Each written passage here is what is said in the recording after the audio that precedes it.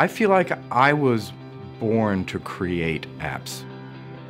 Callaway has restructured its entire company to be the world's leading content creation studio for iPad. The apps we produce are these living, breathing entities that have a huge draw. People love them, and we love making them for people. If you look at NPR, I think we have like 300 radio stations we stream, thousands of podcasts, and we have the ability to stitch it all together yourself and play your own DJ. All of that happens on a little tiny screen, a device that slips inside your pocket. Changing the world for musicians and for fans is what gets me out of bed every day. Traditional radio is broadcast. Everybody gets exactly the same thing. So the big differentiator from Pandora from the vast majority of radio is it's personalized. You get your music. You get discovery that's suited to your taste. Our hunch was that the iPad was going to be a great media consumption device. Disney ABC, we're a content company. It's in our DNA, it's in our name. The idea of being able to open a new avenue for our users was incredibly compelling. Basically, we make games for the iPhone, and we just love it. When we make a game, we try to make it close to reality, like the Labyrinth game. It really feels like you have a physical steel ball you're rolling around, or with a touchscreen game, it really feels like you're fingerboarding for real. When the iPad was announced, I was sitting there with an ebook in my heart, wanting somebody to invent a device to put it on, and there it was. I have these hundreds of things in my office that are fascinating, and you don't. What can I do about that?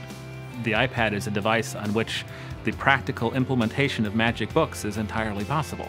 We did an example of that with the Elements, and now we should do more of them.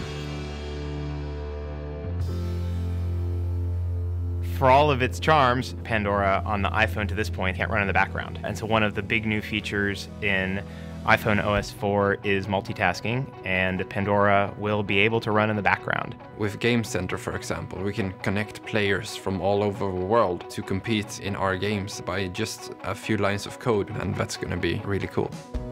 Apple lays the tools in front of us, but it's the developer's job to pick them up and do something with them. There's no way that we could have built anything remotely as beautiful without the sophistication of the Apple SDK. We've actually spent some time working with other platforms.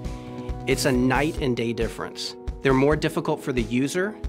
They don't have the power or the tools available. They don't have the distribution network. They don't have the standards, both in hardware or software. It is that handset fragmentation, if you will, that causes developers a lot of problems because you are now targeting individual devices. It's really evident in Apple's APIs and the developer tools that you're working with something really mature, not something that was invented 2 years ago.